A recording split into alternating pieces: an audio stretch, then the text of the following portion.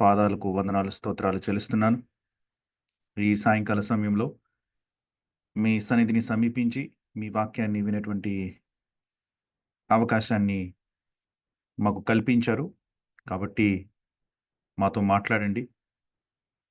మా హృదయములను తెరిచి మీ వాక్యమును మేము స్వీకరించి మాకేమి నేర్పిస్తున్నాయన్నారో ఆ విషయాలను ఆసక్తితో గ్రహించి మా జీవితాలలో వాటిని పాటించగలిగినట్లు సహాయం చేయవలసిందిగా ప్రార్థిస్తూ త్వరలో రానని యేసు ప్రభువు మిక్కిలి శ్రేష్టమైన నామమున అతి వినయముగా ఈ ప్రార్థనని అడిగి వేడుకుంటున్నాను తండ్రి. ఆమేన్. నిర్గమకాండము గత 2 వారాలు కూడా మనం ఇంట్రొడక్షన్ రకంగా మనం నిర్గమకాండాన్ని మనం చూసాం. ఏ రకంగా నిర్గమకాండం ద్వారా దేవుడు తన యొక్క చిత్తాన్ని ముందుకు తీసుకుని వెళ్తున్నాడో ఆ విషయాలని మనం గ్రహించాం. ఈరోజు ప్రభువు చిత్తమైతే మొదటి అధ్యాయాన్ని మనం అర్థం చేసుకోవడానికి ప్రయత్నం చేద్దాం. ఈ మొదటి అధ్యాయాన్ని మనం చదువుతా ఉన్నప్పుడు మన భాషలో చదువుతా ఉన్నప్పుడు ఐగుప్తులోనికి యాకోబుతో వచ్చిన ఇశ్రాయేలీల పేర్లు ఏవనగా అని మనం చదువుతున్నాం. కానీ ఈ భాషని ఈ మాటల్ని హెబ్రీ భాషలో గనక మనం చదువుతా ఉంటే వైల్లాహ్ అన్నటువంటి ఒక పదంతోటి ప్రారంభమవుతుందన్నమాట. ఇది దాని అర్థం ఏంటంటే మరియు వీరు అన్నటువంటి పదం అనమాట. స్టార్టింగ్ వర్డ్ ఏంటంటే అండ్ మరియు అన్నటువంటి పదం అనమాట. ఆ పదాన్ని సాధారణంగా ఒక పుస్తకాన్ని స్టార్ట్ చేయడానికి రాయరు కదా. ఎందుకు అలాగ రాశాడు అని గనక మనం ఆలోచిస్తే గత వారం కూడా మనం మాట్లాడుకున్నట్టున్న ఈ విషయాన్ని, ఇది ఆదికాండానికి కంటిన్యూయేషన్ అన్నటువంటి ఉద్దేశంతో ఈ మరియు అన్నటువంటి పదాన్ని మనకి జోడించినట్లు చూస్తున్నాం. ఆదికాండము చివరి వచనములో మనకి యోసేపు యొక్క మరణము కనిపిస్తుంది. ఆ తర్వాత నిర్గమకాండంలోనికి వచ్చేసరికి మరియు వీరు అని మోషే ఆ కథనాన్ని, ఆ యొక్క సంఘటనలను కంటిన్యూ చేస్తూ చెప్తున్నాడు అనమాట. రెండవ పదము ఏంటంటే హెబ్రీ భాషలోకి వచ్చేసరికి సెమోట్ అన్నటువంటి ఒక పదం అనమాట. దీని పేరే దీనిని మనం తెలుగులోకి అనువదించుకున్నప్పుడు పేరులు అని వస్తుందన్నమాట. మరియు వీరి పేరులు ఏవనగా అని ఆ వచనం స్టార్ట్ అవుతుందన్నమాట. యాక్చువల్లీ పేర్లు అనేటువంటిది రెండవ పదం. గత వారం నేను మీకు జ్ఞాపకం చేసినట్లు ఈ నిర్గమకాండాన్ని రచించినటువంటి సమయాన్న మోషే దీనికి నిర్గమకాండం అని పేరు పెట్టలేదు. మోషే పెట్టిన పేరు ఏంటంటే పేర్లు, అంతే. కాబట్టి ఆ మొదటి వచనంలో ఉన్నటువంటి ఆ మొదటి 2 మాటలలో పేర్లు అన్న పదం వచ్చింది కాబట్టి దానిని పెట్టాడనమాట, పేర్లు అని. దానికి అంతరార్థాన్ని కూడా గత సారి మనం కలిసినప్పుడు మనం చూసుకున్నాం. కానీ మరలా ప్రారంభిస్తున్నప్పుడు ఒకసారి అది రిఫ్రెష్ చేసుకుంటే బాగుంటుంది అన్నటువంటి ఉద్దేశంతో ఈ మాటలు మీకు మరలా జ్ఞాపకం చేస్తున్నాను. కాబట్టి ఐగుప్తులోనికి యాకోబుతో ఎవరెవరు వచ్చారు అని ఒక చిన్న లిస్ట్ని ఇక్కడ ఇచ్చాడనమాట. మొదటి వచనం నుంచి మీరు చూస్తూ ఉంటే 3వ వచనం వరకు, లేకపోతే 2వ వచనం మొదటి 2 వచనాలలో మనకి ఈ లిస్ట్ని ఇవ్వడం జరిగింది. వారి పేర్లు ఏంటి అని అన్నప్పుడు రూబేను, షిమ్యోను, లేవి, యోదా, ఇస్సాఖారు, జెబూలూను, బెన్యామిను, దాను, నఫ్తాలి, గాదు, ఆషేరు అన్నటువంటి వీరి యొక్క పేర్లని మనకి చూపించినట్లు మనం చూడగలుగుతాం. ఈ ఆర్డర్ కొంచెం ఇప్పుడు దాకా ఎప్పుడు వాడనటువంటి ఆర్డర్ అనమాట. ఈ క్రమంలో రాయడం ఇప్పుడు దాకా మోషే గాని ఎవరు గాని చేయలేదు ఇప్పటిదాకా. ఇది మొట్టమొదటిసారి ఈ క్రమంలో రాస్తున్నాడు. ఎందుకంటే బెన్యామీను కనిష్ట కుమారుడు అయినప్పటికీ కూడా జెబూలూను తర్వాత తనని పెట్టడం జరిగిందనమాట. జెబూలూను తర్వాత బెన్యామీన్ యొక్క పేరుని పెట్టడం మనం గ్రహిస్తున్నాం. యోసేపు యొక్క పేరే లేదు మీరు గనక గమనించారంటే. దానికి కారణం కూడా క్రింద ఇచ్చాడు. 5వ వచనం గనక చూస్తే దానికి కారణం ఇచ్చాడు. యోసేపు ఐగుప్తులో ఉండెను. యాకోబుతో వచ్చిన ఇశ్రాయేలీల పేర్లు రాస్తున్నాడు కాబట్టి యోసేపు అప్పటికే ఐగుప్తులో ఉన్నాడు కాబట్టి యోసేపు యొక్క పేరును ఇక్కడ ప్రస్తావించలేదు. బెన్యామిన్ యొక్క పేరునే ప్రస్తావించాడు అనమాట. బహుశా ఒకవేళ యోసేపు పేరు కూడా ప్రస్తావించవలసినటువంటి అవసరం వచ్చుండుంటే బెన్యామిన్ కన్నా ముందు యోసేపు యొక్క పేరును పెట్టుండేవాడేమో. కాబట్టి రూబేను, షిమ్యోను, లేవి, యూదా, యోసేపు, ఇస్సాఖారు, జెబూలును, యోసేపు, బెన్యామీను అని రాసుండేవాడేమో. కానీ యోసేపు అప్పటికే నా ఐగుప్తులో ఉన్నాడు కాబట్టి యోసేపు యొక్క పేరును ఇక్కడ ఈ 2 వచనాలలో ప్రస్తావించలేదు. మరి ఎందుకు బెన్యామీనుని, యోసేపుని ఒకవేళ తీసుకొని వచ్చుంటే ముందు పెట్టుండేవాడు. బెన్యామీనుని మధ్యలో పెట్టడానికి కారణం ఏంటి అని గనక మనం ఆలోచిస్తే, రచయిత మనస్సులోనికి వెళ్ళడానికని మనం ఆలోచిస్తే, ఇది ఇప్పటివరకు మనకి బయలుపరచబడినటువంటి ఆర్డర్ ఇశ్రాయేలీయుల యొక్క కుమారుల యొక్క ఏదైనా ఒక లిస్ట్‌ని గనక మనం చూసామంటే, ఈ లిస్ట్ దాన్ని పోల్చినప్పుడు సరిపోదు. ఉదాహరణకి 29వ అధ్యాయము చివరి వచనాల్లో అంటే 32వ వచనం నుంచి 35వ అధ్యాయము సుమారు 18వ వచనం వరకు ఇశ్రాయేలీయుల యొక్క వరుస క్రమాన వాళ్ళు పుట్టడం గురించి మీకు కనిపిస్తా ఉంటది. 29, 30 అధ్యాయాల్లో రూబేను దగ్గర నుంచి యోసేపు పుట్టడం మీకు కనిపిస్తా ఉంటది. 35వ అధ్యాయము 16వ వచనం నుంచి 18వ వచనం దాకా బెన్యామీను పుట్టడం గురించినటువంటి సంఘటనలు మనకు అక్కడ కనిపిస్తా ఉంటాయి. అక్కడ ఆ లిస్ట్‌ని గనక మీరు ఫాలో అయ్యారంటే, ఆ లిస్ట్ యొక్క ఆర్డర్‌ని గనక మీరు చూసారంటే, అక్కడ రూబేను, షిమ్యోను, లేవి, యూదా వీరు లేయాకి పుట్టినటువంటి కుమారులనమాట. ఆ తర్వాత దాను, నఫ్తాలి వీళ్ళిద్దరూ కూడా రాహేలు యొక్క దాసి అయిన బిల్హాకి పుట్టినటువంటి కుమారులనమాట. తర్వాత గాదు, ఆషేరు వీరిద్దరూ కూడా లేయ యొక్క దాసి అయినటువంటి జిల్పాకు పుట్టినటువంటి కుమారులనమాట. ఇలా 8 మంది పుట్టిన తర్వాత మరలా ఇస్సాకారు, జబూలూను తర్వాత మధ్యలో దీనాన్ని కూడా కంటది జబూలూను తర్వాత. కాబట్టి ఇస్సాకారుని, జబూలూనుని మరలా లేయా కంటదనమాట.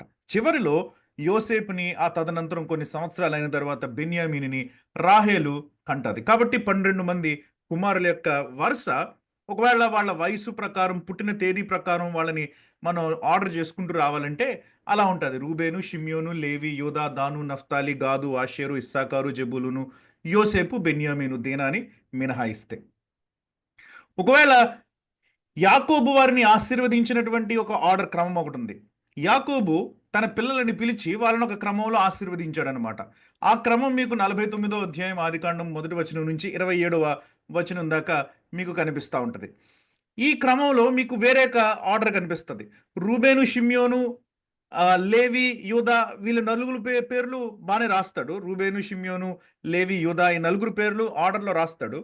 తర్వాత జెబూలూనును, ఇస్సాకారుని ముందుకు తీసుకొని వస్తాడనమాట యాకోబు. దానుని, గాదుని, ఆషేరుని, నఫ్తాలిని తర్వాత పెడతాడు. యోసేపు, బెన్యామీనుల్ని ఆఖరిగా ఆశీర్వదిస్తాడు. కాబట్టి యాకోబు తన ఆర్డర్‌ని మార్చాడనమాట. వాళ్ళు పుట్టినటువంటి విధంగా లేకపోతే వాళ్ళ వయస్సుల ప్రకారం ఆశీర్వదించకుండా వేరే విధంగా క్రొత్త ఆర్డర్‌ని ఒకదాన్ని క్రియేట్ చేశాడనమాట.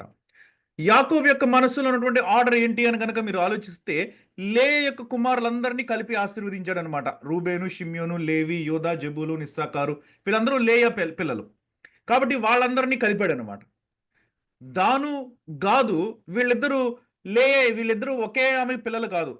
దానేమో బిల్హా యొక్క కుమారుడు, గాదేమో జిల్పా యొక్క కుమారుడు. కానీ దానుని, గాదుని ఎందుకు కలుపుతాడంటే యాకోబు వీళ్ళిద్దరూ కూడా జ్యేష్ఠ పుత్రులు అనమాట. ఆ తల్లికి జ్యేష్ఠ పుత్రులు. కాబట్టి దానుని, గాదుని కలిపాడు. ఆషేరు, నఫ్తాలిని తర్వాత పెట్టాడనమాట. ఇద్దరు కూడా ఆ తల్లులకి కనిష్ట పుత్రులు. యోసేపు, బెన్యామీను చిన్న బిడ్డలు కాబట్టి వాళ్ళని వేరేగా ఆశీర్వదించినట్లు 49వ అధ్యాయం మొదటి 27 వచనాలు మీరు చదువుతా ఉంటే అది వేరే ఒక క్రమం అనమాట.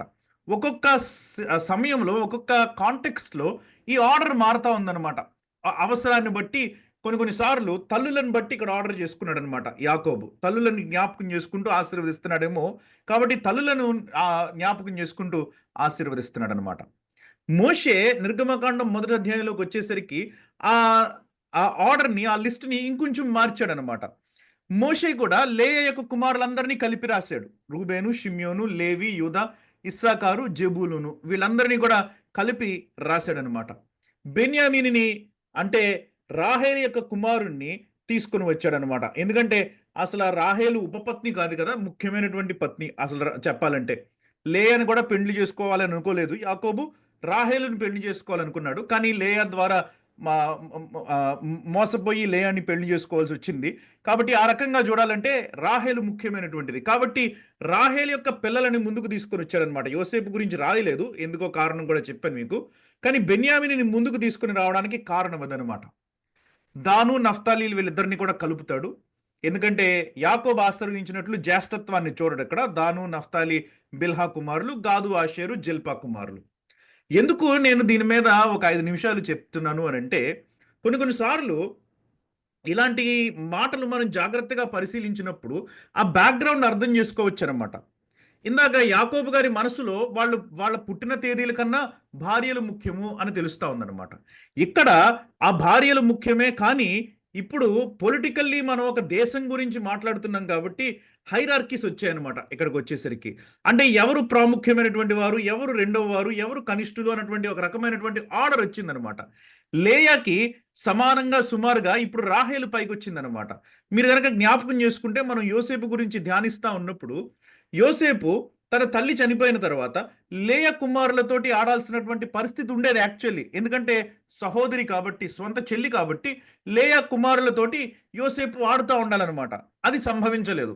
కానీ అతను దాసి యొక్క కుమారులతోటి, దాసుల యొక్క కుమారులతోటి ఆడుతున్నట్లు, అతను వాళ్ళతోటి పెరుగుతున్నట్లు వాక్యం మనకి చాలా స్పష్టంగా చెప్తా ఉంది.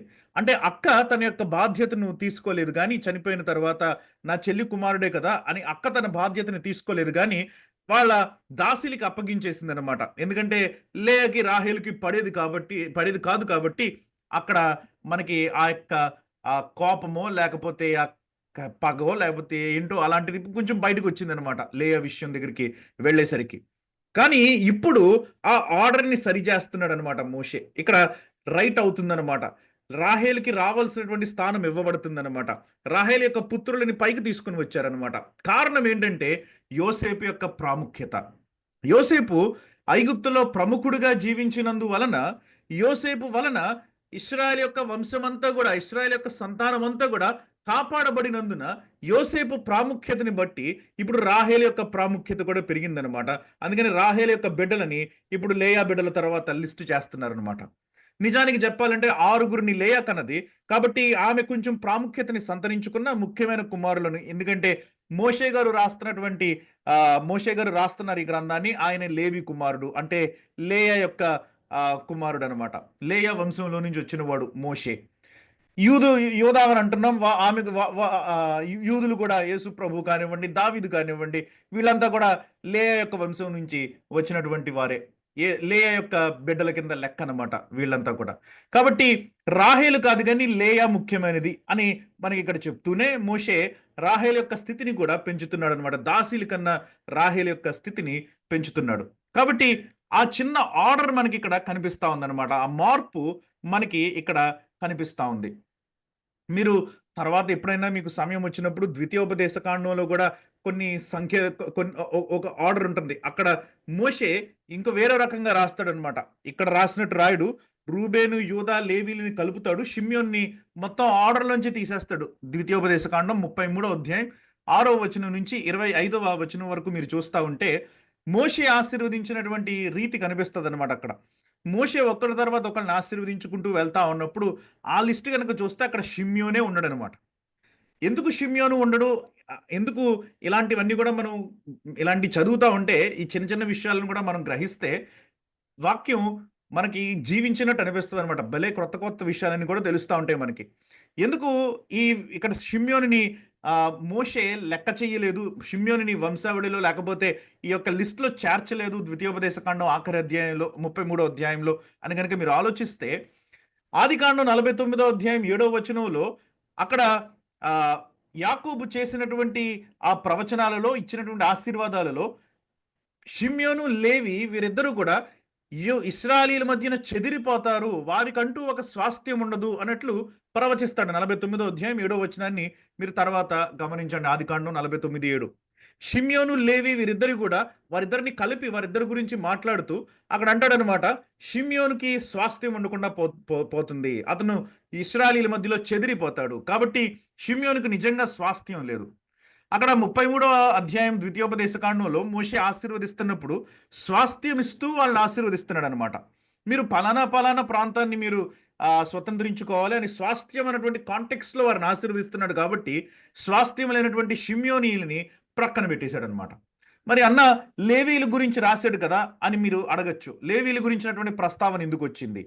లేవీయుల గురించినటువంటి ప్రస్తావన ఎందుకొచ్చిందంటే నిర్గమకాండం 32వ అధ్యాయంలో లేవీయులు తమ యొక్క స్థితిని మార్చుకోగలిగారనమాట. యెహోవా పక్షాన ఎవరున్నారు అని మోషే అడిగినప్పుడు అక్కడ ఆ దూడ దగ్గర వాళ్ళు మిగతా ప్రజలందరూ కూడా నాట్యం ఆడుతా ఉన్నప్పుడు, విపరీతమైనటువంటి కార్యాలు చేస్తా ఉన్నప్పుడు, మోషే ఆ కొండ దిగి యెహోవా పక్షాన ఎవరున్నారు అని అన్నప్పుడు లేవీయులు ఆ మోషే దగ్గరికి వచ్చి తమ సహోదరులని కూడా చూడకుండా పాపము చేస్తున్న వారిని పట్టుకొని చంపినట్లు మనం చూస్తున్నాం అక్కడ. కాబట్టి ఆ పౌరుషంతోటి, దేవుడి మీద ఉన్నటువంటి ఆసక్తితోటి వాళ్ళు తమ యొక్క ఒక రకంగా చెప్పాలంటే విమోచనాన్ని సంపాదించుకున్నారు. ఇన్ ఎ స్టేటస్, పాపం నుంచి విమోచన గురించి కాదు గానీ, వాళ్ళ యొక్క స్థితి నుంచి ఒక రకమైనటువంటి మార్పుని తెచ్చుకున్నారనమాట. అందుకనే తర్వాత దేవుడు అంటాడనమాట, నేనే మీకు స్వాస్థ్యము అని అంటాడు. యెహోవాయే మీకు స్వాస్థ్యము అని మనం లేవీయుల గురించి వింటా ఉంటాం అనమాట. సామాన్యమైనటువంటి భూమిని స్వాస్థ్యంగా ఇవ్వలేదు గానీ, దేవుడు తనని తానే స్వాస్థ్యంగా ఇచ్చుకున్నాడనమాట. తన పరిచర్యే వాళ్ళకి స్వాస్థ్యంగా ఇచ్చి వాళ్ళని రిడీమ్ చేసినట్లు మనం చూడగలుగుతామనమాట. కాబట్టి కొన్ని సార్లు ఇలాంటి వంశావళులు, ఇలాంటి పేర్లు ఇయన్నీ వస్తా ఉన్నప్పుడు ఎందుకు అని ఆలోచించడం కంటే, కొన్ని సార్లు తేడాలు బట్టి మనం ఇక్కడ ఈ రకంగా రాశాడు, అక్కడ ఈ రకంగా రాశాడు. ఎందుకు అంటే దానికి వెనకాల ఒక కారణం ఉంటది. ఆ కారణం లేకుండా ఈ మార్పులు జరగవు. కాబట్టి ఇక్కడ నిర్గమకాండంలో బెన్యామీన్ యొక్క పేరు ముందుకెందుకు వస్తుంది అని గనక మనకి ఆలోచన వస్తే, దానికి కారణం ఏంటంటే యోసేపు వలన ఇప్పుడు రాహేలు యొక్క కుమారుల స్థితి మారింది. వారు కూడా ఇప్పుడు పైకి తీసుకొని రాబడ్డారనమాట. వారు కూడా లేయ కుమారులతో సరి సమానంగా ఉన్నట్లు మనం ఇక్కడ అర్థం చేసుకోవచ్చు. కాబట్టి ఆ చిన్ని మాటలో మనం ఈ విషయాన్ని అర్థం చేసుకోవచ్చు అన్నమాట. నిజానికి చెప్పాలంటే బహుశా ప్రారంభంలోనే చెప్పాల్సింది గానీ నిజానికి చెప్పాలంటే ఈ మొదటి అధ్యాయాన్ని మనం 5 విధాలుగా అర్థం చేసుకోవచ్చు అనమాట. 5 భాగాలుగా దీనిని విభజించొచ్చు. మొదటి 5 వచనాలు ఇవి దేని గురించి మాట్లాడుతున్నాయి అంటే ప్రజల గురించి మాట్లాడుతున్నాయి. They talking about the people. మొదటి 5 వచనాలు కూడా. 6వ వచనం, 7వ వచనం వారి యొక్క వృద్ధి గురించి మాట్లాడుతుందన్నమాట. ద ప్రాస్పెరిటీ గురించి మాట్లాడుతా ఉంది. 8వ వచనం ఒక పాజ్ గురించి మాట్లాడుతుందన్నమాట. ఆగిందనమాట. ఆ జరుగుతున్నటువంటి, ఆ కదులుతున్నటువంటి బండి ఒకసారి ఒక క్షణం ఆగిందనమాట. ద పాజ్ అని మనం అనుకోవచ్చు అనమాట. ఈ 9వ వచనం, 10వ వచనం ద ప్లాన్ అని మనం అనుకోవచ్చు అనమాట. ఒక ఆలోచన వచ్చిందనమాట ఫరోకి. దాని గురించి మనం చదువుతాం 9, 10 వచనాలలో. 11వ వచనం నుంచి చివరి దాకా ద పర్సిక్యూషన్, ఇశ్రాయేలీయుల్ని శ్రమ పెట్టడం మనం చదువుతాం అనమాట. కాబట్టి 5 భాగాలుగా ఈ 16 వచనాలను కూడా మీరు విభజించుకోవచ్చు. ఏంటి అంటే the people, the prosperity, the pause, the plan and the persecution. ప్రజలు వారి యొక్క వృద్ధి, మధ్యలో వచ్చినటువంటి మధ్యలో ఆగడం, ప్రణాళిక, ఆ తర్వాత శ్రమ. ఈ 5 విధాలుగా కూడా మనం ఈ అధ్యాయాన్ని మనం విభజించుకోవచ్చు. కాబట్టి ఇక్కడ ప్రజల గురించి రాశాడు, వారి పేర్లు రాశాడు. వీరిలో ప్రతివాడును తన కుటుంబంతో వచ్చాడంట 3వ వచనం కనుక చూస్తే.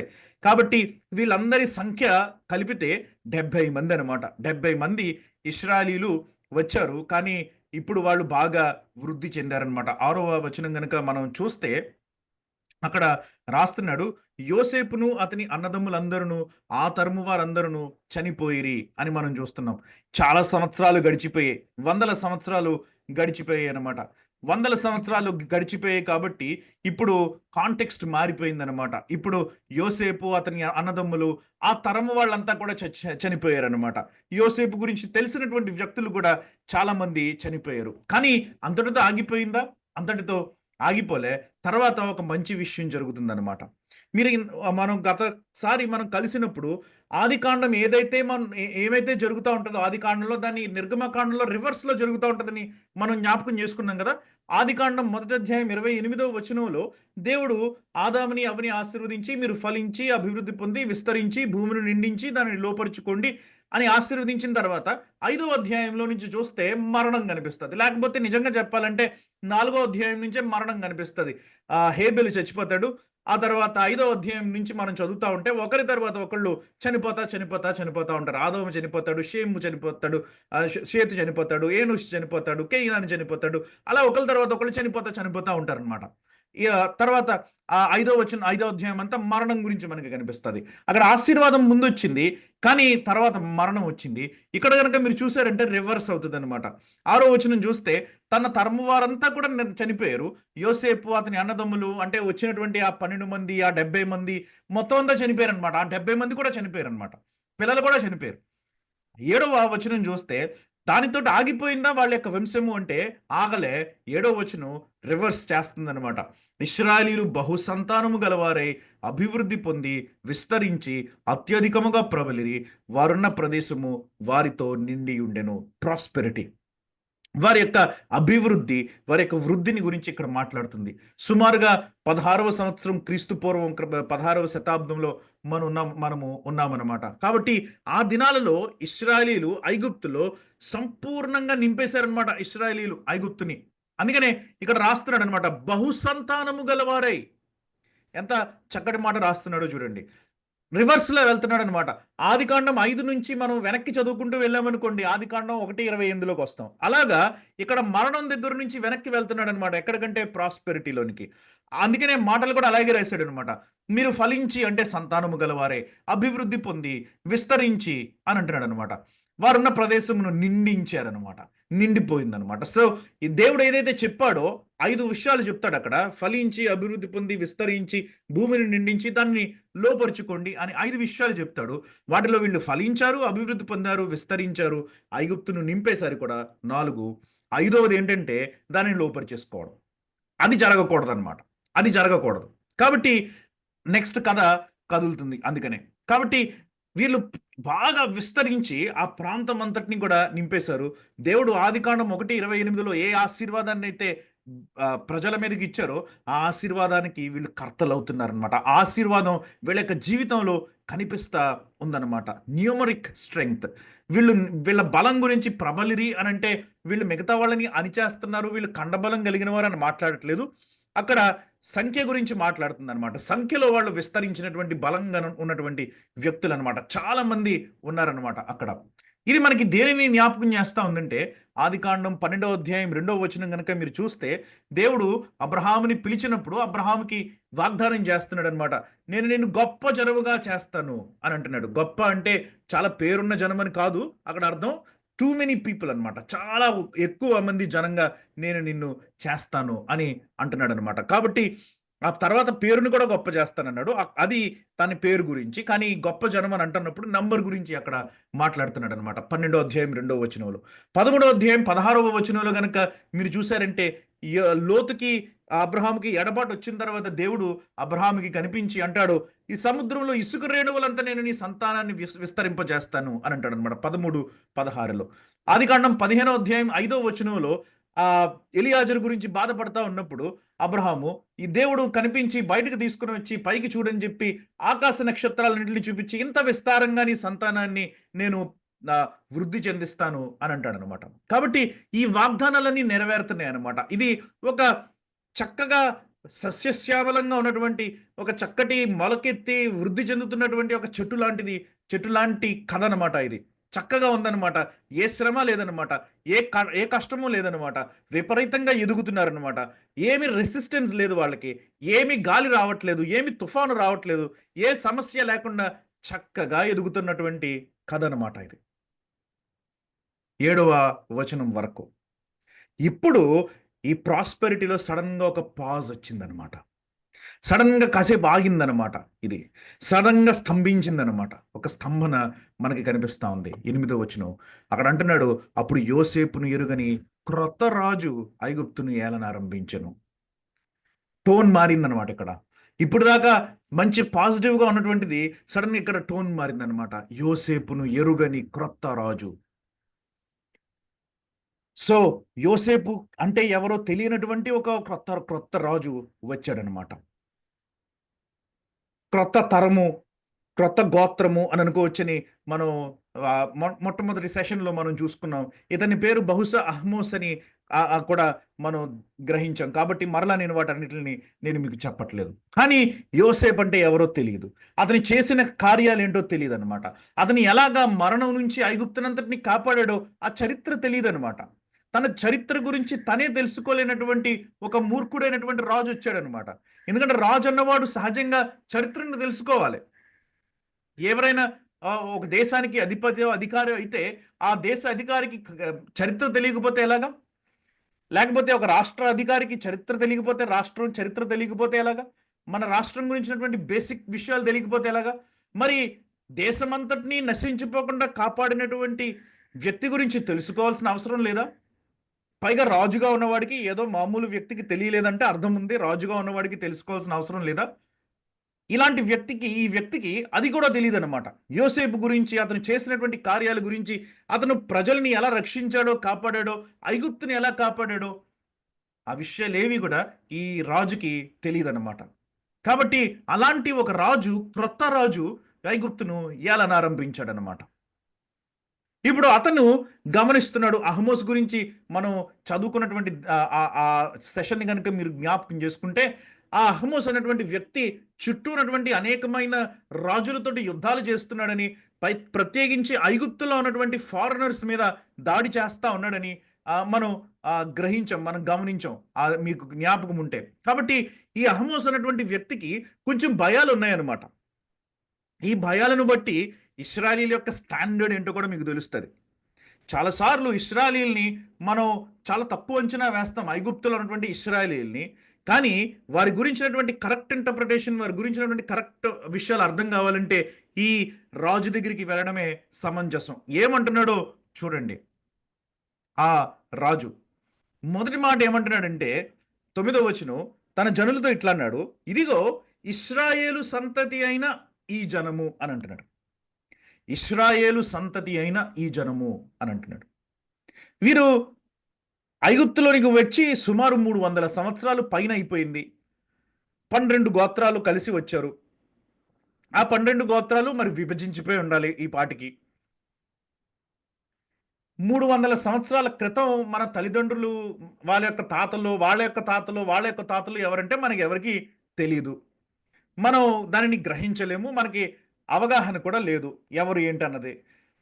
మన ముత్తాతల యొక్క కుటుంబాలతోటే మనకి సహజంగా లింక్ ఉండదు. మనం వాళ్ళతోటి పెద్ద మాట్లాడడం, వాళ్ళు ఎవరో కూడా తెలియని వాళ్ళు చాలామంది ఉన్నాం. మన ముత్తాతలు, తాతల దాకా తెలుస్తుందేమో, ముత్తాతల దాకా విషయాలు చాలామందికి తెలియవు, సహజంగా ఎవరికి తెలియవు. చూడాలంటే వేర్వేరైపోవడం చాలా ఈజీ అనమాట. కానీ వీళ్ళందరి గురించి కలిపికట్టుగా అంటున్నాడు అనమాట ఫరో. ఏమని? వీరంతా కూడా ఇశ్రాయేలు సంతతి అని అంటున్నాడు. అంటే ఇశ్రాయేలు సంతతి అని అంటే మీరు యాకోబు సంతతి అన్నట్టు అర్థం చేసుకోవాలి. ఇశ్రాయేలు అన్నటువంటి దేశం ఇంకా రాలేదు ఇక్కడ. ఈ సమయానికి వీరిని ఇశ్రాయేలీలు అని పిలవట్లేదు ఎవరు కూడా, ఒక దేశం లేదు. భారతదేశంలో ఉన్న మనందరినీ కూడా భారతీయులు అని పిలవడం సమంజసం, ఎందుకంటే దేశంలో ఉన్న వాళ్ళం కాబట్టి. కానీ ఇశ్రాయేలు అన్నటువంటి దేశమే లేనప్పుడు ఇశ్రాయేలు సంతతి అన్నటువంటి ఆ పేరు ఎక్కడి నుంచి వచ్చింది అనుకుంటున్నారు? యాకోబు యొక్క పేరు కాబట్టి ఇశ్రాయేల్ అన్నటువంటిది. ఆ ఇశ్రాయేలు సంతతి అన్నటువంటి ఆ పేరు ఎందుకు నిలబడిందంటే 300 సంవత్సరాలు ఆ పేరు ఎందుకు వచ్చిందంటే వీరందరూ కలిసికట్టుగా ఉన్నారనమాట. వీరందరూ విడిపోలేదన్నమాట. వీరు కొంతమంది ఐగుప్తులతోటి, కొంతమంది వేరే వేరే కనానీయులతోటి, లేకపోతే కొంతమంది ఇంకెక్కడికో వెళ్ళి కాపురం ఉంటూ వీళ్ళు లేరనమాట. These people were united. వీరు కలిసి ఉన్నటువంటి ప్రజలు అనమాట. వీళ్ళ ప్రత్యేకతను వీళ్ళు కాపాడుకుంటున్నారనమాట. అందుకనే ఫరో అనగలుగుతున్నాడు అనమాట ఇశ్రాయేలు సంతతి అని. లేక 300 సంవత్సరాలలో వాళ్ళు కలిసిపోయి ఉండేవాళ్ళు మిగతా ఐగుప్తీలతో. ఐగుప్తీలను వివాహం చేసుకుని ఉంటే, కనానీయులను వివాహం చేసుకుని ఉంటే, చుట్టూ ఉన్నటువంటి అన్యులను వివాహం చేసుకుని ఉంటే, ఆ దేశం నుంచి ఈ దేశం నుంచి వచ్చిన వాళ్ళని అక్కడికి ఇక్కడికి చెదిరిపోయి ఉండుంటే వాళ్ళందరినీ కలిపి ఇశ్రాయేల్ సంతతి అని పిలాల్సినటువంటి అవసరం లేదు. కాబట్టి దీస్ పీపుల్ వర్ యునైటెడ్ అని మనం చూడగలుగుతున్నాం అనమాట. ఐక్యత కలిగినటువంటి ఒకే ప్రదేశంలో, లేకపోతే సహజంగా ఒకటే చోట ఎక్కువ మంది ఉన్నట్లు మనం అర్థం చేసుకోవచ్చు. మిగతా ప్రాంతాలకి వెళ్ళారు ఖచ్చితంగా, ఎందుకంటే 7వ వచనం వారున్న ప్రదేశము వారితో నిండి ఉండెను అని రాస్తున్నాడు. కాబట్టి బహుశా ఐగుప్తులో కూడా వాళ్ళు ఇటు అటు తిరిగి ఉంటారు. కానీ ముఖ్యంగా వీళ్ళు ఏంటంటే వారు ఎక్కడ ఉన్నా సరే దేవర్ యునైటెడ్. వాళ్ళందరినీ చూసి వీళ్ళు యోసేపు యొక్క కుమారులు అని అనొచ్చు అనమాట. అది వీళ్ళు యోసేపు యొక్క కుమారులు, ఇశ్రాయేల్ యొక్క కుమారులు అని అనొచ్చు అనమాట. అది వీళ్ళ గురించి మనకి అర్థమవుతున్నటువంటి మొట్టమొదటి మాట. ఆ తర్వాత అంటున్నాడు రెండవ మాటగా మీరు గమనిస్తే, ఈ జనము మనకంటే విస్తారముగా అని అంటున్నాడు అనమాట. బలిష్టముగా అంటే అక్కడ కూడా విస్తారం అన్నటువంటి మాట అర్థం చేసుకోవాలి. బలిష్టం అంటే వాళ్ళు కండలు తిరిగినటువంటి యోధులని చెప్పట్లేదు అక్కడ. వాళ్ళు మనకంటే చాలా ఎక్కువ మంది ఉన్నారు, వాళ్ళు మనకంటే ఎక్కువ మంది ఉన్నారు కాబట్టి బలవంతులు అని అర్థం చేసుకోవాలన్నమాట. ఫిజికల్లీ బలవంతులు కాదు, కానీ మందిలో బలం ఉంది కదా, ఎంత ఎక్కువ మంది ఉంటే అంత బలమైన గుంపు అని అనుకోవచ్చు. కాబట్టి ఆ రకంగా బలవంతులు అనమాట. కాబట్టి రెండో విషయం ఏంటంటే ఐగుప్తీయుల కన్నా వీళ్ళు ఎక్కువ జనాభా అనమాట. ఐగుప్తుకు ఒకవేళ లెక్క పెట్టుంటే, ఐగుప్తీయులను ఒకవేళ లెక్క పెట్టుంటే ఐగుప్తీయులు 6,00,000 కాల్బలం కూడా లేరనమాట. ఐగుప్తీయుల కంటే వీళ్ళు బాగా విస్తరించారనమాట. అంటే వీళ్ళు ఎంత విస్తరించారో ఆలోచించండి. 300 సంవత్సరాలలో 70 మంది ప్రజలు వచ్చి ఐగుప్తీయుల కంటే అక్కడ ఉన్నటువంటి నేటివ్ ఈజిప్షియన్స్ కంటే ఎక్కువ సంఖ్య అయిపోయారంటే ఐగుప్తీయులు ఎంతగా కృషించిపోయారో వీళ్ళు ఎంతగా విస్తరించిపోయారో మీరు ఆలోచించండి. దేవుని యొక్క హస్తము వీళ్ళకి తోడుగా ఎలా ఉందో, ఐగుప్తుకు విరోధంగా ఎలా ఉందో అక్కడే మనకు అర్థమవుతుంది అనమాట. కాబట్టి వీళ్ళు పిల్లల్ని కనే పనిలో ఉన్నారనమాట. బాగా కంటున్నారనమాట. చాలా ఎక్కువ మందిని కనేస్తున్నారనమాట. ఒక ఆయనకి 12 మంది పిల్లలు పుట్టడం ఏంటి, లేకపోతే అలాగా చాలా మందిని పిల్లల్ని కంటున్నారనమాట. అది రెండవ మ్యాటర్ అనమాట. వీళ్ళు కలిసికట్టుగా ఉన్నారు, ఐక్యతతో ఉన్నారు. రెండవది ఏంటంటే వీరు చాలా మందిని కనేస్తున్నారు కాబట్టి వీళ్ళు విస్తారంగా జనసంఖ్య విస్తారంగా ఉంది. మూడవ భయం దేని గురించి వచ్చిందంటే విస్తారంగా బలిష్టంగా ఉన్నది. వారు విస్తరింపకుండునట్లు మనము వారి ఎడల యుక్తిగా జరిగించుదుము రండి అని అంటున్నాడు. లేని ఎడల యుద్ధము కలుగునప్పుడు కూడా మన శత్రువులతో చేరి మనకు విరోధంగా యుద్ధం చేస్తారు అని అంటున్నాడు అనమాట. మన శత్రువులతో చేరిపోతారన్న భయం ఎందుకు రావాలి? వీళ్ళు ఒకవేళ ఐగుప్తీయులతో కలిసిపోయి ఉండుంటే, ఐగుప్తీయులతో సరదాగా ఆటలాడుకుంటూ ఉంటుంటే, ఐగుప్తీయులకి వీళ్ళకి మంచి దోస్తీ వచ్చిండుంటే, ప్రాణ స్నేహితులుగా బ్రతుకుతా ఉండుంటే ఈ అనుమానం ఏనాటికి వచ్చుండేది కాదు. ఐగుప్తీయులతోటి ఇశ్రాయేలీలు కలవలేదన్నమాట. These people have not assimilated. కలవలేదన్నమాట. ఐగుప్తీయులతోటి ఇశ్రాయేలీలు తమ ప్రత్యేకతను మెయింటైన్ చేసుకుంటూ వచ్చారనమాట. వారు ఐగుప్తులో ఉంటున్నారు. కానీ బురద తామర పువ్వు ఎలా అంటుకోదో ఆ రకంగా ఐగుప్తుల్లో కలవలేదనమాట వీళ్ళు. ఐగుప్తు యొక్క దేవతలని వీళ్ళు పూజించట్లేదనమాట. ఐగుప్తు యొక్క దేవతలని వీళ్ళు ఆశ్రయించట్లేదనమాట. బహుశా ఉండి ఉండొచ్చు, వాళ్ళకి భక్తి ఉండొచ్చు ఐగుప్తు దాని పట్ల. కానీ సంపూర్ణంగా తలవంచలేదనమాట వాళ్ళు. కాబట్టి తమ ప్రత్యేకతని కాపాడుకుంటున్నటువంటి వ్యక్తులనమాట వీళ్ళు. యెహోవాని ఆరాధిస్తున్నారనమాట. ఈ యెహోవా ఎవరో ఐగుప్తులో ఎవరికీ తెలీదు. ఈ యెహోవా అన్నటువంటి ఒక దేవుడిని ఆరాధిస్తున్నారు కాబట్టి వీళ్ళ ప్రత్యేకతను వీళ్ళు మెయింటైన్ చేసుకుంటున్నారనమాట. This people have not assimilated with Egyptians. తమ యొక్క ప్రత్యేకతను మేము ఇశ్రాయేలు సంతానము, ఇశ్రాయేల్ యొక్క కుమారులము అన్నటువంటి ఆ ప్రత్యేకతను వాళ్ళు మెయింటైన్ చేసుకుంటున్నారు. వాళ్ళు ఐగుప్తులతో కలవలేదు, వాళ్ళు ఇంకెవరితోటి కలవలేదు అనమాట. ప్రియులరా, ఒక క్రైస్తవుడికి ఈ లోకంలో ఉండాల్సినటువంటి ప్రతి క్యారెక్టరిస్టిక్ని ఇశ్రాయేలీలు ఇక్కడ నెరవేరుస్తున్నట్లు మనం చూడగలుగుతాం. నాలుగవ విషయం కనుక మీరు చూస్తే, ఈ దేశంలో నుండి వెళ్ళిపోదురేమో అని అనుకుంటున్నాడు అనమాట ఫరో. ఇశ్రాయేలీలు ఆ దేశంలో నుంచి వెళ్ళడం ఫరోకి ముందు నుంచి ఇష్టం లేదు. ఒక విషయం జ్ఞాపకం చేసుకోండి, 10వ వచనం చదువుతున్న సమయానికి వీళ్ళు ఇంకా దాసులుగా, స్లేవ్స్గా లేరు. వీళ్ళు ఇంకా బానిసలు కాలేదు ఐగుప్తుకి. తర్వాత వచనం నుంచి బానిసలు అవుతారు. వీళ్ళు ఇంకా తమ యొక్క స్వేచ్ఛని, స్వాతంత్ర్యాన్ని కలిగి ఉన్నటువంటి ప్రజలు అనమాట ఇశ్రాయేలీలు. ఆ స్వాతంత్ర్యం కలిగి ఉన్నటువంటి దినాలలోనే ఫరో అనుకుంటున్నాడు అనమాట, ఈ రాజు అనుకుంటున్నాడు అనమాట, ఇశ్రాయేలీలు మన దగ్గర నుంచి వేరెళ్ళిపోతే, దేశాన్ని విడిచిపెట్టి వెళ్ళిపోతే మనకి నష్టము అన్న ఆలోచన వచ్చిందంటే వాళ్ళు ఎంతగా ఆ దేశం వర్ధిల్లడానికి వారి యొక్క పాత్ర ఎంత ఉందో ఆలోచించండి. They were important to the economy. ఆ దేశము ఒకవేళ ఇశ్రాయేలీలు లేకుండా ఉందంటే ఆ దేశం కొలాప్స్ అయిపోద్ది అనమాట. ఆ దేశం పడిపోద్ది అనమాట. వాళ్ళ సంఖ్యలోనే కాదు, వాళ్ళ ఇన్వాల్వ్మెంట్లో కూడా చాలా ఎక్కువ ఉందన్నమాట. వాళ్ళు ఏ ప్రాంతంలో ఉన్నారో ఆ ప్రాంతం యొక్క వృద్ధి కోసమని వారు ప్రయాసపడుతున్నారనమాట. మీరు తర్వాత అవకాశం ఉన్నప్పుడు, మీకు సమయం దొరికినప్పుడు అవరిస్, ఏవిఏఆర్ఐఎస్ అవరిస్ అన్నటువంటి ఒక ప్రదేశం గురించి రీసెర్చ్ చేయగలిగితే రీసెర్చ్ చేయండి. అది గోషేను ప్రాంతం అనమాట. గోషేను అన్నటువంటిది ఐగుప్తు యొక్క డాక్యుమెంట్స్లో ఎక్కడ మీకు కనిపించదు. కానీ గోషేను గురించి మనకి జియోగ్రఫికలీ మనకి దొరికినటువంటి ఇండికేషన్స్ని బట్టి సహజంగా చాలా మంది చరిత్రకారులు, క్రైస్తవ చరిత్రకారులు ఏమని విశ్వసిస్తారంటే ఈ ఎవరిస్ అన్నటువంటి ఈ ప్రాంతము బైబిల్లో రాయబడినటువంటి గోషేను ప్రాంతము అని. ఎందుకంటే ఇక్కడ దొరికినటువంటి శిథిలాలు కానివ్వండి, బిల్డింగ్స్ కానివ్వండి, చాలా కనాను వారి యొక్క బిల్డింగ్స్కి దగ్గరగా ఉంటాయి అన్నమాట.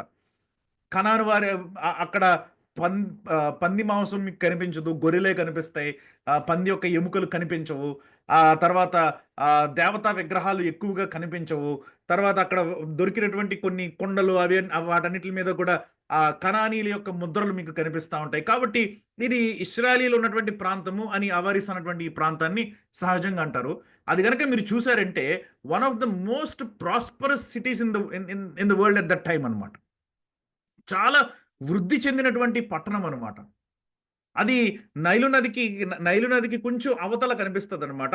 ఇశ్రాయేలు దగ్గర నుంచి ఐగుప్తులోనికి ఎంటర్ అవుతా ఉన్నప్పుడు వచ్చేటువంటి మొట్టమొదటి సిటీస్‌లో ఇదొకటనమాట. కాబట్టి అంత వాళ్ళు వస్తా ఉన్నప్పుడే వాళ్ళని ఐగుప్తు నుంచి దూరంగా ఇశ్రాయేలుకి దగ్గరగా పెట్టాడనమాట ఫరో కూడా యోసేపు కాలంలోనే. మరీ లోపలికి దేశంలోనికి వచ్చేయకుండా వాళ్ళని కొంచెం దూరంగానే పెట్టాడు. కానీ ఆ ప్రాంతం అంతటిని కూడా వాళ్ళు బాగా అభివృద్ధి చెందించారనమాట. సో ఆ తర్వాత ఎప్పుడైనా మీకు సమయం దొరికినప్పుడు దాని గురించి మీరు స్టడీ చేయొచ్చు. కాబట్టి వాళ్ళు ఎంత వృద్ధి చెందారంటే వాళ్ళు గనక వెళ్ళిపోతే ఒకవేళ దేశమే నాశనం అయిపోతుంది, దేశమే పతనం అయిపోద్ది అని భయపడుతూ అంటున్నాడు అనమాట ఫరో, ఈ దేశంలో నుండి వెళ్ళిపోతారేమో అని భయపడుతున్నాడు. కాబట్టి ఎంత చక్కటి సాక్ష్యమో చూడండి. వీళ్ళు దేవుడి గురించినటువంటి అవగాహన ఉన్నటువంటి ప్రజలు కాదు నిజంగా చెప్పాలంటే. ఎందుకంటే దేవుని యొక్క ప్రత్యక్షత ఎప్పుడో యాకోబుకి, అది కూడా చాలా సంవత్సరాల క్రితం వచ్చిందనమాట. యోసేపుకి కూడా దేవుని గురించిన ప్రత్యక్షత లేదు ఎప్పుడు. యాకోబుకి కూడా ఐగుప్తులోకి వచ్చిన తర్వాత మరి దేవుడు దర్శనం ఇచ్చాడో లేదో తెలియదు. ఐగుప్తుకి రాక మునుపు కలలో కనిపించాడు, యాకోబు యాకోబు నువ్వు ఐగుప్తుకు వెళ్ళడానికి భయపడద్దు అని చెప్పి. అదే ఆఖరిసారి కనిపించాడు. అక్కడ నుంచి ఇప్పటి వరకు దేవుని యొక్క ప్రత్యక్షత లేదు. దేవుడు ఏం మాట్లాడాడో ఒకవేళ మాట్లాడితే మనకి తెలియదు. తర్వాత యాకోబు చనిపోయాడు, యోసేపు చనిపోయాడు. మరి అంత గొప్ప భక్తి కలిగినటువంటి ప్రజలు వచ్చినట్లు మనకి కనిపించట్లేదు. చరిత్రలో కూడా ఎవరి గురించి రాయలేదు. కాబట్టి ప్రజలలో కొన్ని వందల సంవత్సరాలు దేవుని గురించినటువంటి స్పర్శ లేకపోతే, స్పృహ లేకపోతే ఏముంటుంది? నెమ్మదిగా పతనం అయిపోద్ది ఆ అవేర్నెస్ దేవుని గురించినటువంటిది. అయినా కొన్ని విషయాలు మాత్రం వీళ్ళు కాపాడుకోగలిగారనమాట. ప్రియులారా, ఈ 4 కండిషన్స్ ఉన్నాయి చూసారా? ప్రతి క్రైస్తవుడికి ఉంటే మంచిది. ఒకటి ఏంటంటే ఐక్యతతో ఉండడం. వాళ్ళందరూ కూడా ఇశ్రాయేలు యొక్క సంతతి వీళ్ళు అని ఫరో అన్నాడంటే వాళ్ళు ఎంత ఐక్యంగా ఉన్నారో ఆలోచించండి. రెండోది ఏంటంటే టు బీ పాపులేటెడ్, పిల్లల్ని కనాలన్నమాట. ఈ దినాలలో యవనస్తులకి ఇవ్వాల్సినటువంటి హెచ్చరిక ఏంటంటే పిల్లల్ని కనాలి. 10 మందిని 20 మందిని కనమని చెప్పట్లేదు, కానీ పిల్లల్ని కనాలన్నమాట. అది ఇంపార్టెంట్. ఈ టైంలో మనం అది ప్రక్కన పెట్టకూడదు. చాలామంది ఈ జనరేషన్లో యవనస్తులు ఏమనుకుంటున్నారంటే పిల్లల్ని కనడం ఎందుకు అని అనుకుంటున్నట్టు ప్రశ్నలు వేసుకుంటూ ఉంటారు. రాబోయేటువంటి దినాలు చెడ్డవి కాబట్టి మనం పిల్లోడిని కానీ ఓ పిల్లని కానీ మళ్ళీ ఆ చెడ్డ దినాల్లో వాళ్ళని పెట్టడం ఎందుకు? దేవుడి మీద విశ్వాసం ఉంచండి. కాబట్టి it is important to have children. దేవుడు ఇచ్చినటువంటి ఆ ఆజ్ఞని నెరవేర్చాలన్నమాట. ఫలించి ఆ ఆజ్ఞ నెరవేరాలి. మూడవది ఏంటంటే మనం ఒక ప్రదేశంలో ఉన్నప్పుడు ఆ ప్రదేశం యొక్క వృద్ధి కోసం శాయశక్తుల ప్రయత్నం చేయాలి, కానీ ఆ ప్రదేశంతో కలిసిపోకూడదు. ఇశ్రాయేలీలు ఐగుప్తు యొక్క వృద్ధి కోసం శాయశక్తుల ప్రయత్నం చేస్తున్నారు, కానీ వాళ్ళు దానిలో కలిసిపోలేదు.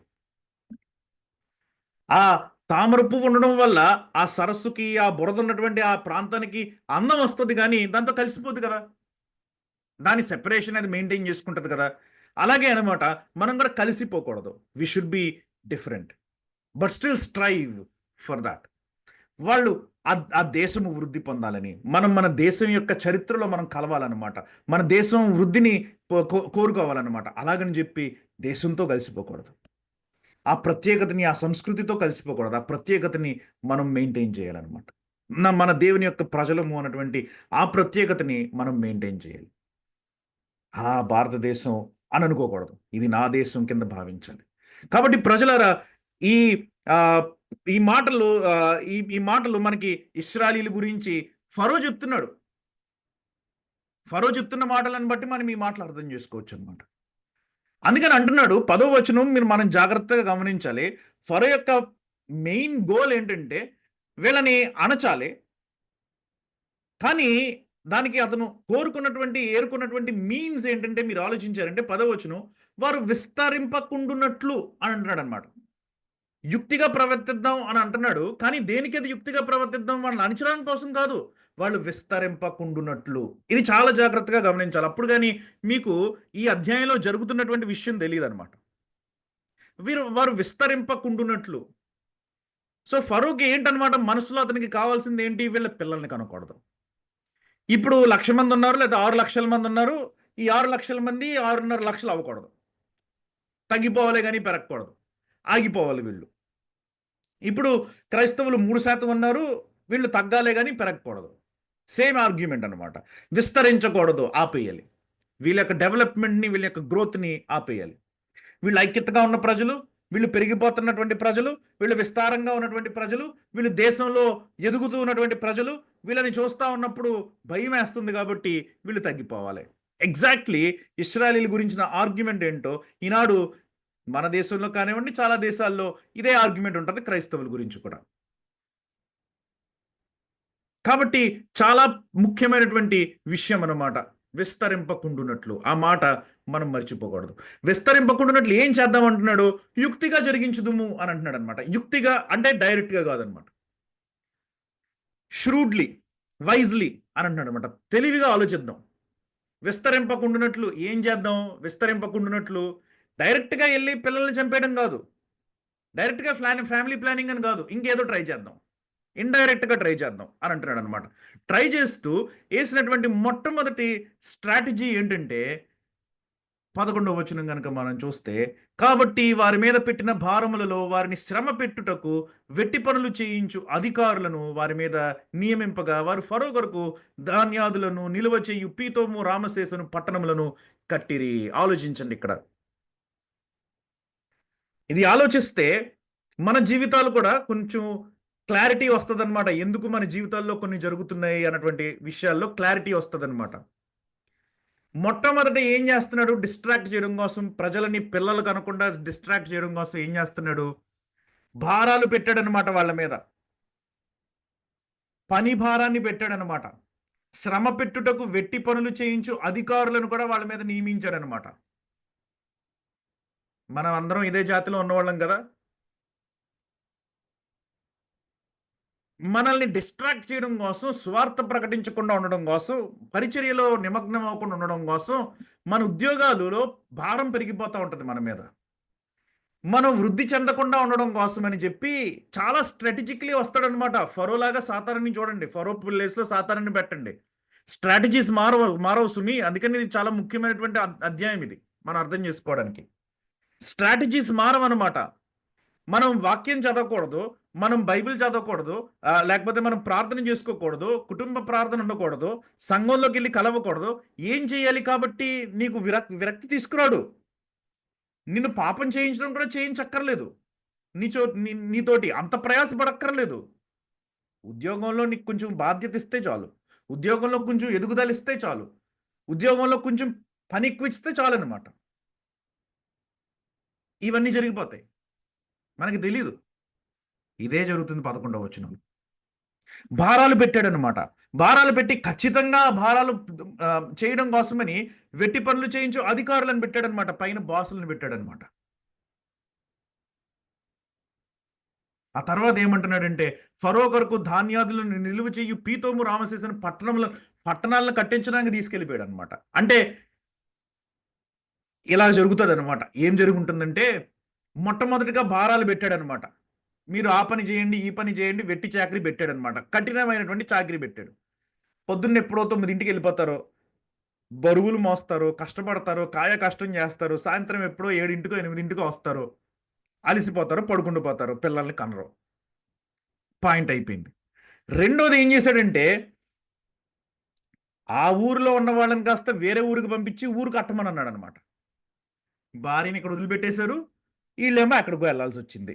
రాజుగారి ఆజ్ఞ మరి. ఇంకేం పిల్లలకి అంటారు? అయిపోయింది. చాలా స్ట్రాటజికల్లీ చేశాడనమాట. చాలా ఆలోచిస్తూ చేశాడనమాట. కార్పొరేట్ వరల్డ్‌లో ప్రైవేట్ ఉద్యోగాలు కానీ, గవర్నమెంట్ ఉద్యోగాలు కానీ, ఉద్యోగాలు చేస్తున్న ప్రతి ఒక్కళ్ళం కూడా ఈ విషయాన్ని జ్ఞాపకం చేసుకోవాలి సుమి. పిల్లల్ని కనే వయసులో ఉన్నప్పుడు భార్య ఒక చోట, భర్త ఒక చోట ఉండడం సమంజసం కాదు. ఇక్కడ ఈ విషయాలను బట్టి మనం ఆలోచిస్తూ ఉంటే చాలామంది ఫ్యామిలీ కోసం అని ప్లాన్లు చేసుకుంటూ ఉంటారు. కానీ నిజంగా చెప్పాలంటే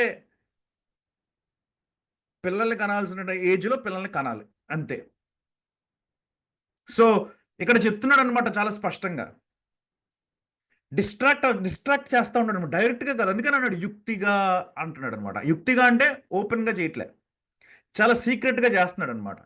బయటికి చూడడానికి మాత్రం అందరికీ ఎలా ఉంది అనంటే భారం పెంచుతున్నాడు, పనులు ఎక్కువ చేయించుకుంటున్నాడు, పట్టణాలు కట్టించేసుకుంటున్నాడు, ఈయన అభివృద్ధి చెందేస్తున్నాడు అని బయటికి కనిపిస్తది.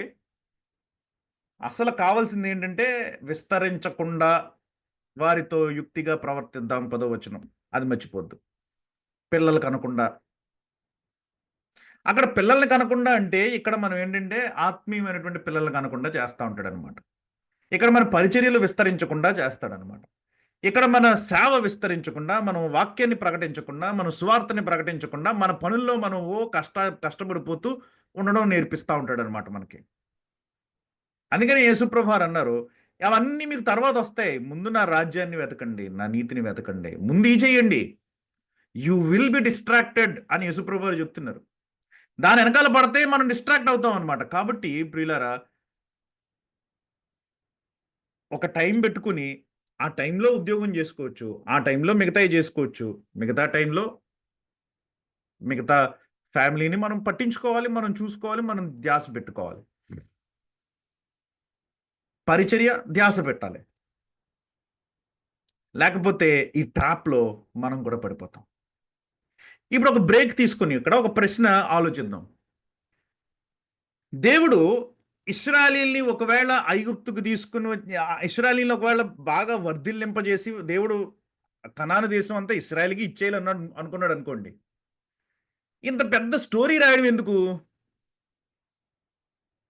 కనానులో ఉన్నటువంటి ఈ 70 మందిని కష్టపడి తీసుకొని రావడం ఎందుకు ఇక్కడ దాకా, ఐగుప్తు దాకా? ఐగుప్తులో 300 ఏళ్ళు ఉంచడం ఎందుకు? మళ్ళీ శ్రమ పెట్టడం ఎందుకు వాళ్ళని? మళ్ళీ ఐగుప్తు నుంచి తీసుకుని వాళ్ళని కనానులో పెట్టడం ఎందుకు? అక్కడే ఉన్నారు కదా.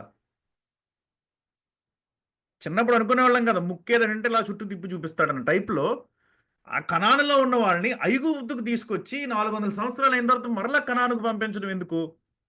అంటే 3 విషయాలు ఉన్నాయన్నమాట అక్కడ. 3 విషయాలు జరుగుతున్నాయి అక్కడ. ఒక ఆయన అంటాడు, ఏం జరుగుతుంది అక్కడ అంటే, first God had to prepare Israel for the land.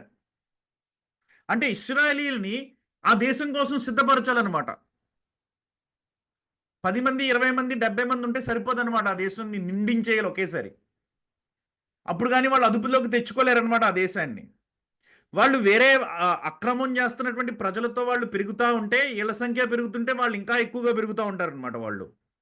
కాబట్టి ఇశ్రాయేల్ ఒకేసారి వరదలా పడిపోవాలన్నమాట అక్కడ. God had to prepare Israel for the land.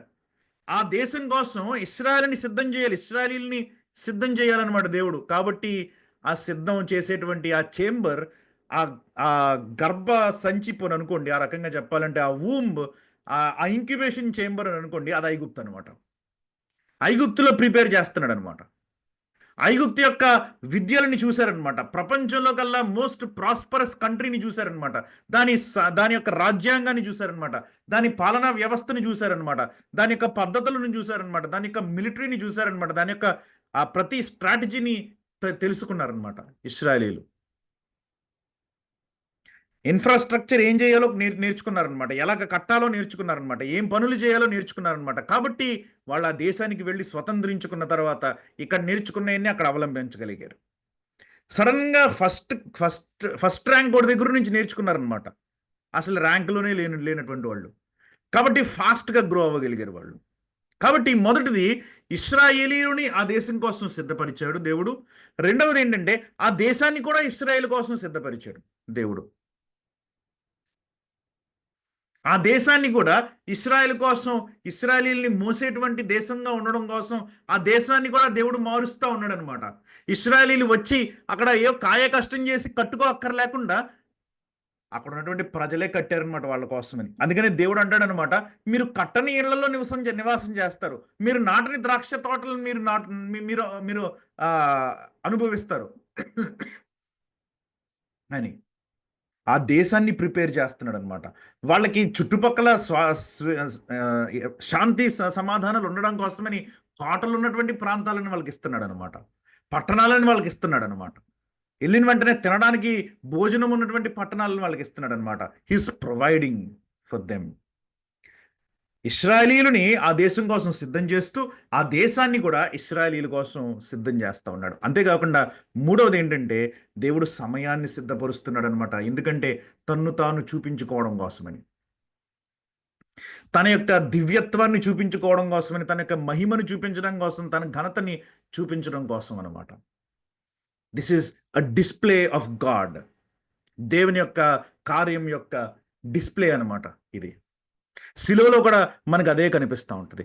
దేవుని యొక్క సార్వభౌమాధికారం మనకి కనిపిస్తూ ఉంటుంది శిలువలో కానివ్వండి, లేకపోతే నిర్గమకాండంలో కానివ్వండి. దేవుని యొక్క శక్తి మనకి కనిపిస్తూ ఉంటుంది అనమాట. ఇప్పుడు దాకా ఏ రోజు ఏ క్షణము ఎవరు చూడలేదన్నమాట దేవుడు ఇలాంటి కార్యాలు చేయడం. కానీ ఇప్పుడు చూస్తున్నారనమాట ఇశ్రాయేలీయులు. ఈ దేవుడి గురించి ఏదో కొద్దిగా విన్నారంతే. ఏం చేస్తాడో ఏంటి ఎవరికి తెలియదు. అబ్రహాం విషయంలో ఏం అద్భుత కార్యాలు జరిగాయి. జరిగితే అబ్రహాం యొక్క విషయంలో 318 మందితోటి సొదొమ గొమొర్రా యొక్క రాజుల్ని కాపాడేశాడు. జరిగితే అబ్రహాం యొక్క జీవితంలో అది జరిగింది. ఆకాశం నుంచి ఏమన్నా వచ్చిందా, లేకపోతే ఇంకేమన్నా జరిగిందా? సొదొమ గొమొర్రాల్ని తగలబెట్టేశాడు. అయితే అది ఇస్సాకు కాలంలో పెద్ద సూచక క్రియలు, అద్భుత కార్యాలు ఏం జరగలేదు. యాకోబు కాలంలో కూడా పెద్ద ఏమీ జరగలేదు. తర్వాతే కదా ఇవన్నీ కూడా జరిగాయి. దేవుని యొక్క శక్తి వాళ్ళకి కనిపించింది అనమాట. ఎప్పుడూ చూడనటువంటి విధంగా వీళ్ళు దేవుణ్ణి చూడగలిగారు అనమాట. ఆయన కృప కూడా కనిపించింది అనమాట. ఇంత శక్తి కలిగినటువంటి దేవుడు, ఆయన స్వరం వినిపిస్తూ ఉంటేనే భయపడిపోతూ ఉంటారు. నిర్గమకాండం 19వ అధ్యాయం కనుక మీరు చదువుతూ ఉంటే 20-21 అగ్ని వస్తున్నట్లు కనిపిస్తూ ఉంటాడంట ఈ దేవుడు. సముద్రాన్ని పాయలు చేసేస్తూ ఉంటాడంట. ప్రతిదాని మీద శక్తి ఉన్నటువంటి ఈ దేవుడు ఏదో సామాన్యమైనటువంటి బానిసలు ప్రార్థనను వినడం ఏంటి, సామాన్యమైన ప్రజల్ని ఎన్నుకోవడం ఏంటి, గొర్రెల కాపరిగా ఉన్న మోషేని ఎన్నుకోవడం ఏంటి, ఈ ప్రజల కోసమని తానే దిగి రావడం ఏంటి? కృప కాదా అది?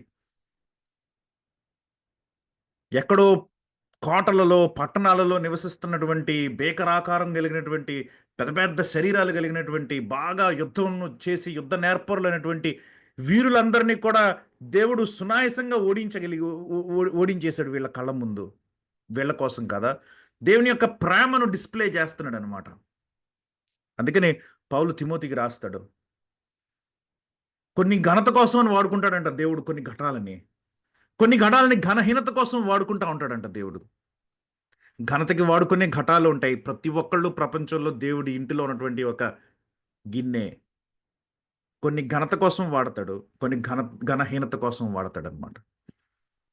ఈ ఘనత పొందినటువంటి ఈ గిన్నెలంట, ఘనహీనత పొందినటువంటి ఈ గిన్నెల్ని చూసినప్పుడే అర్థం చేసుకుంటాయంట దేవుని కృప ఏంటో అని. నాలో ఏంటి ప్రత్యేకత ఈ ఘనహీనతను పొందిన గిన్నె కన్నా అని ఘనత పొందిన గిన్నె అప్పుడు అనుకుంటుంది అనమాట. అప్పుడు దాకా అర్థం కాదనమాట దేవుని యొక్క కార్యం. కాబట్టి దేవుడు ఇశ్రాయేలుని ఐగుప్తుకు తీసుకురావాల్సిన అవసరం ఉందన్నమాట. ఇశ్రాయేలీల్ని సిద్ధపరచాలి, దేశాన్ని సిద్ధపరచాలి, సమయాన్ని సిద్ధపరచాలి, తను తాను కనుపరుచుకోవాలి. కాబట్టి అందుకని దేవుడు తీసుకుని వచ్చాడు. కాబట్టి ప్లాన్ వేసేసాడు ఇప్పుడు ఫరో. మనం ఇందాక మాట్లాడుకున్నట్టు ప్రజల గురించి మాట్లాడుకున్నాం, ప్రాస్పెరిటీ గురించి మాట్లాడుకున్నాం, స్తంభన గురించి మాట్లాడుకున్నాం, పాజ్ గురించి. ప్లాన్ కూడా జరిగిపోయింది. ఇప్పుడు ఆఖరిగా శ్రమ పెడుతున్నాడు అనమాట వాళ్ళని. వెట్టి పనులు చేయించు అధికారులను వాళ్ళ మీద పెట్టాడనమాట. ధాన్యాదులను నిలువ చేయి పీతోము రామశేషను పట్టణాలని కట్టాడనమాట. దీర్ఘకాలం పనిచేయాలన్నమాట. ఏదో ఇల్లు కట్టడం కాదు. ఇల్లు కడితే ఒక నెల, 2 నెలలు, 5 నెలలు, 6 నెలలు. పట్టణం కట్టాలంటే దశాబ్దాలు పెట్టేస్తుంది అనమాట. దీర్ఘకాలం అనమాట. ఇంటికి రానివ్వట్లే, దీర్ఘకాలం పని చేయిస్తున్నాడు అనమాట. కానీ 12వ వచనం, అయినను ఐగుప్తీయులు వారిని శ్రమ పెట్టిన కొలది వారు విస్తరించి ప్రబలిరి గనుక వారు ఇశ్రాయేలీయుల ఎడ అసహ్యపడిరి అని అంటున్నాడు. చాలా వెర్షన్స్‌లో ఇంగ్లీష్ ట్రాన్స్‌లేషన్స్‌లో మీకు ఏం కనిపిస్తదంటే భయపడిరి అన్నట్టు తర్జుమా చేస్తారనమాట. ఇశ్రాయేలీయులంటే భయమేసిందంట. ఎంత ప్రయత్నం చేసినా వీళ్ళేంట్రా పోవట్లేదు అని భయమేసిందనమాట. విసుగొచ్చిందనమాట. చిరాకొచ్చిందనమాట వాళ్ళ మీద. ఎందుకంటే దేవుడు అలా తెప్పిస్తాడనమాట. శ్రమపడని కానీ దేవుని యొక్క చిత్తం ఉన్నంత వరకు ఎవరు మనల్ని ఏమి చేయలేరు. ప్రియులారా, ఈ ఐగుప్తీయులు కాలంలో జరిగింది ఎప్పుడో 3400 సంవత్సరాల క్రితం జరిగినయి, మనకెందుకులే అని అనుకుంటారేమో కానీ, నిజానికి చెప్పాలంటే ఇది ఎగ్జాక్ట్ మిర్రర్ థింగ్స్ మనకిప్పుడు జరగట్లే. ఎగ్జాక్ట్‌గా ఇదే జరగట్లే. మన సంఖ్యను తగ్గించాలని ప్రయత్నం చేయట్లే. మనల్ని చంపాలని ప్రయత్నం చేయట్లే. ఎగ్జాక్ట్‌గా ఇదే జరుగుతుంది కదా! కానీ మనం జ్ఞాపకం చేసుకోవాల్సింది ఏంటంటే, శ్రమ పెట్టిన కొలది వారు విస్తరిస్తారు, ప్రబలుతారు. ఎంతగా ప్రబలుతారంటే చివరికి అసహ్యపడిపోయేంత ప్రబలుతాం అనమాట. ఎంత ప్రయత్నం చేసినా పోమనమాట మనం. 13వ వచనంలో అందుకని ఏం చేస్తున్నాడంటే డైరెక్ట్ అవుతున్నాడనమాట.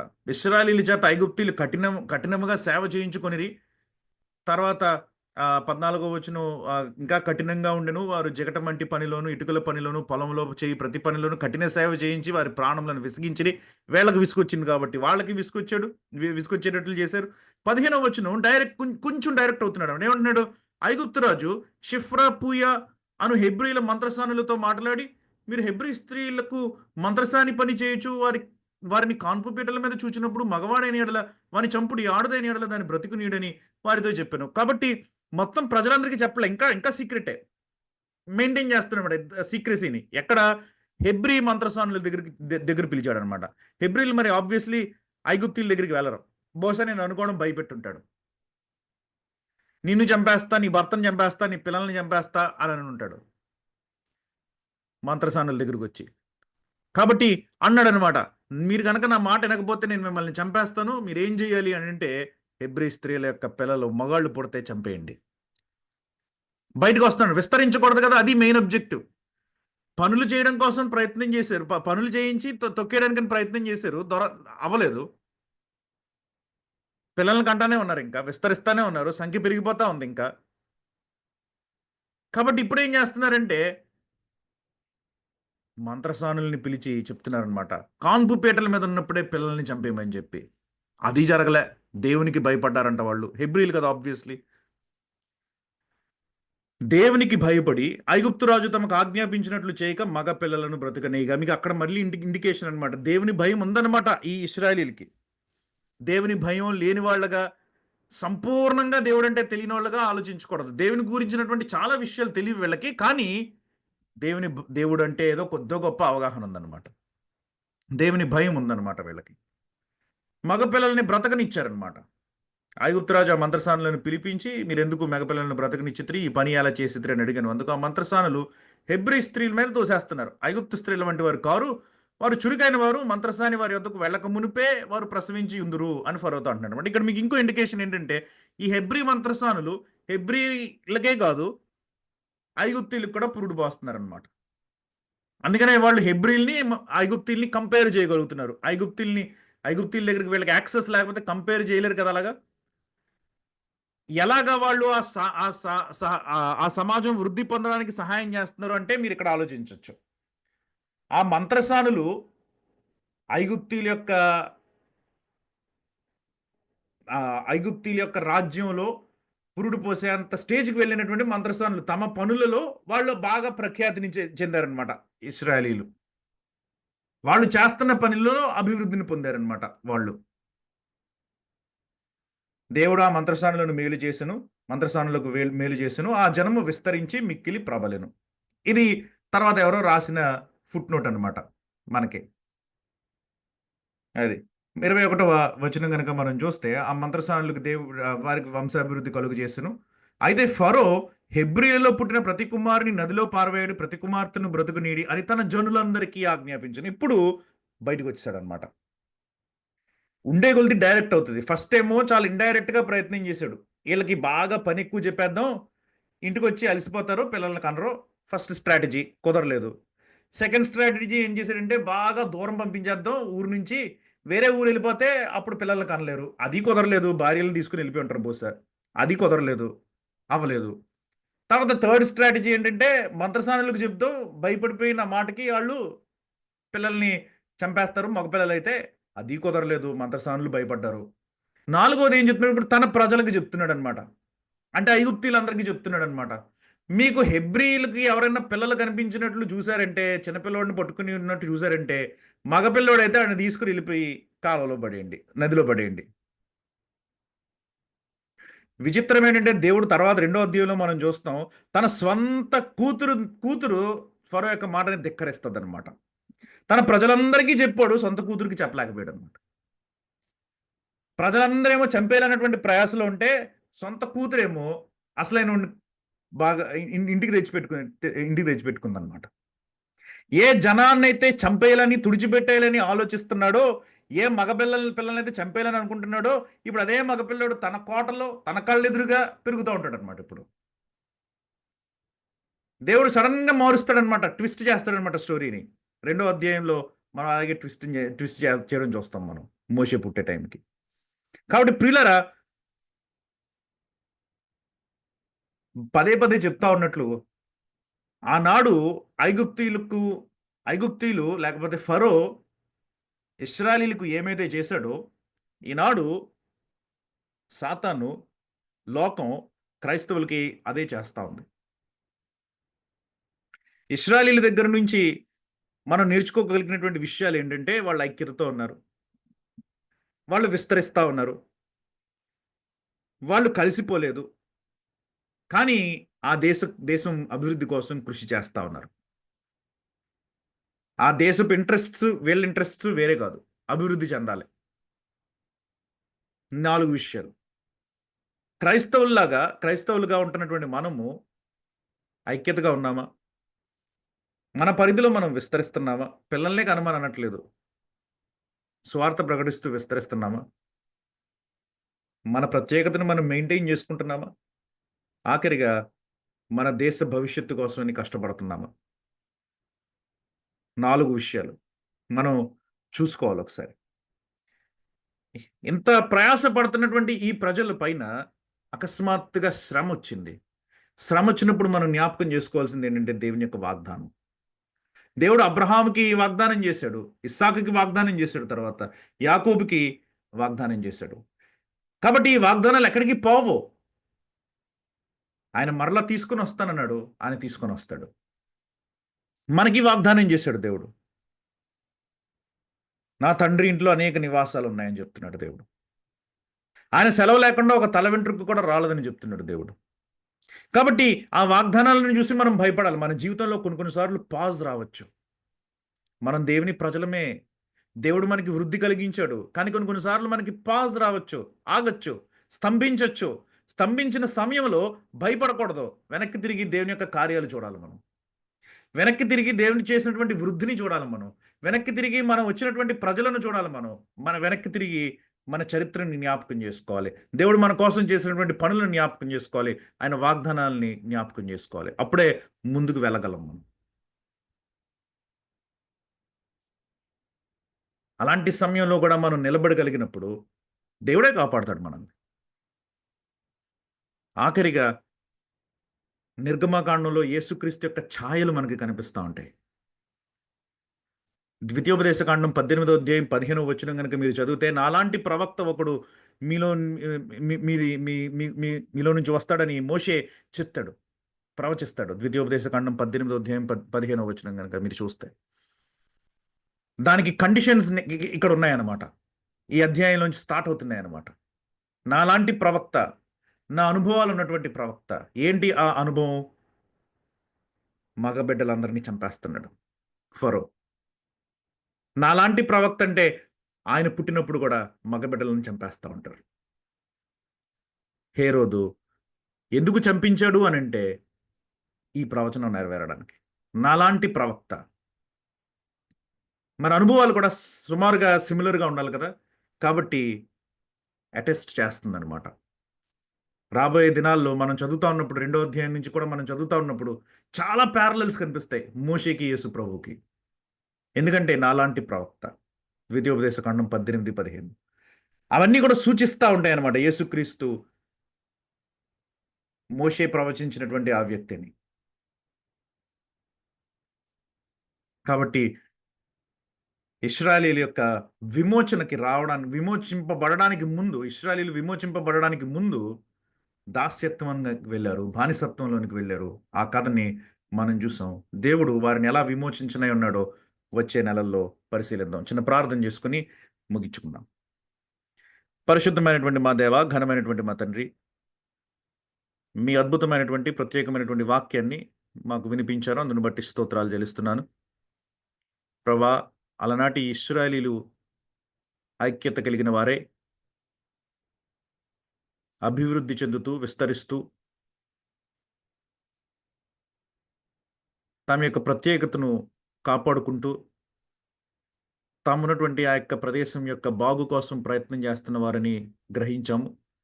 చాలాసార్లు క్రైస్తవులంగా మేము కూడా అవే చేయడానికి ప్రయత్నం చేస్తున్నాం.